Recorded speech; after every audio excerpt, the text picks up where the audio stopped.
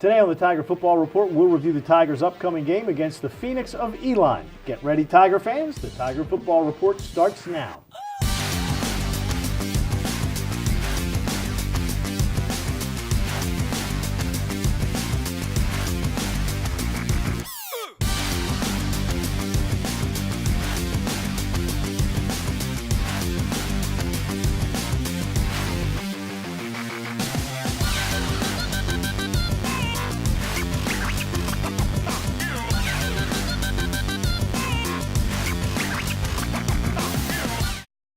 And here we have 1893 from the makers of Pepsi Cola.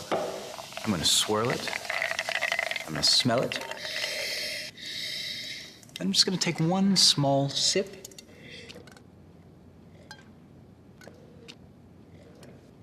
Kinda seemed like more than a sip. Yeah, let me show you. Refined. 1893, made with cola nut extract and real sugar. Boldly blended colas. For an athlete, there's nothing scarier than a torn ACL. Athletes trust us with their care and their careers because we're a recognized leader in sports medicine. Get back to your active life sooner with MedStar Sports Medicine. Wise Market's ice cream plant is based in Sunbury, Pennsylvania, and it's locally owned and operated. We've been making our ice cream for nearly 50 years. We create roughly 70 flavors of ice cream right now. We use local ingredients, especially our cream, which is from our milk plant. The cream is what gives our ice cream a rich and creamy texture. Now, together with our customers, we've created a product called Peanut Butter Indulgence, which will be coming out this summer. It's a peanut butter ice cream with sea salt caramel swirl, chocolate-covered pretzel. How could you go wrong with that? Personally, I love our ice cream. If you come to our house at any given time, you'll find at least 5 packages of ice cream in our freezer. Our kids grew up eating Wise quality ice cream, and now we get to treat our grandchildren to it. It's been a pleasure for me to be tasting ice cream for over 40 years for Wise Markets, and I'm loving every minute of it.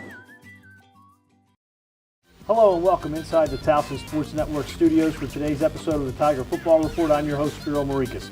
The Tigers are back inside Johnny Unitas Stadium this Saturday at 2 o'clock for a game against Elon, and as always, I'm joined by the head coach of the Tigers, Rob Ambrose. And Coach, let's start out. Saturday is Military Appreciation Day, and I know that you and your players took a special trip this week.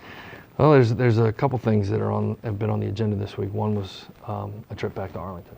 That Wardell's event with us last year has really left a mark on the kids. For those that don't know, Wardell Turner was a player for the Tigers who lost his life serving this country. And we started camp last year going there, and the kids talk about it all the time. So Military Appreciation Week, we're traveling a little bit when we can outside of our class schedules or work schedules to go see some people. So one of them is there. I think one of them is up north on 95, the Martin State Airport with, you know where all those warthogs come from that we see in the skies all the time? Yeah, we're going to go visit those guys. And I'm going to take a trip on Thursday with some of our staff and some of the administration down to the hospital in Rockville and go see some of the wounded vets. And for what they've given our country, there's never anything that we can give that's enough. But a chance to show our appreciation, and for our young guys to be able to see people that have truly sacrificed in life for the greater good, that they're responsible to things much, much greater than themselves, and have taken pride in doing so. And it's a decent correlation to what we do at the university and trying to represent us the right way. So it's a moving week for everybody. And it's you know, I guess, as you say, it puts things in perspective when they're grinding and lifting weights and everything else, and they think they're sacrificing. They really no comparison. No, that we play war, and we're going to go visit and talk to and show our respect to those who actually have lived war, and do it in the name of our country to protect all of our freedom. So, it's a great, what do we really do here in the college setting? We teach, and this is a great teaching tool. All right, this week the Phoenix of Elon come in. They've had one CAA win this season. You're still looking for your first. They're coming off a loss at Albany. And when you look at the Phoenix, offensively, they've really never been able to get things going. They're only averaging about 12 points a game. But every team is always dangerous. When you look at them, what scares you from the offensive standpoint of that football team? Their offensive line. that they are big and they are strong. You know, they've had injuries too on the offense, and it's affected their continuity. But when they are able to run the football, they've been really good. Just ask William and Mary. So we're going to have our hands full. And look, let's face it, as much as they may not have had a whole lot of victories in league, they're still playing very well in league versus some incredible competition week after week. And all the coaches in the league say this, like everybody else talks about the records, but when it comes to really what we do for a living come Saturday, those records don't mean anything to us, because on any given day, there's too many good players, too many good coaches. One thing they have done, they played some low-scoring football games, which means that their defense is one that you have to look at and be scared. Well, I don't want to say scared, but very leery of, especially with the fact that your team offensively hasn't been able to get things going the last couple of weeks. No, it's a crazy bad combination, actually.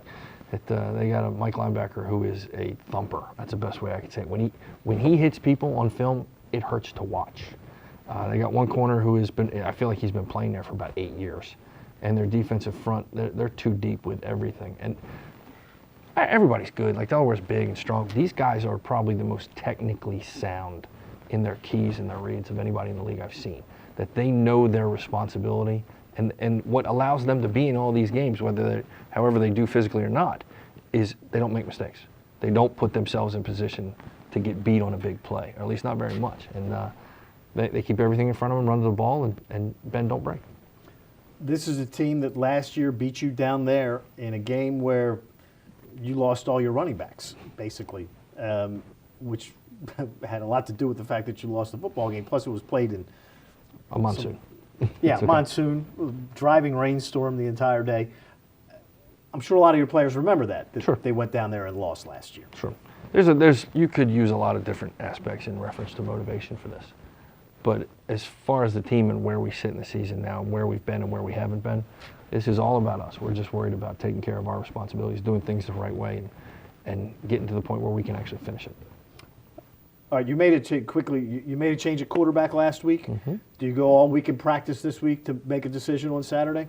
Well, today's the kids' day off, and when they're doing the academic stuff, we've been doing the game planning. And tomorrow morning, I'm going to have a conversation with all the quarterbacks, and where we're going to, when I have a better handle on the injury report for the entire team, and before we get to practice on Tuesday, I'll have a really, really good idea. All right.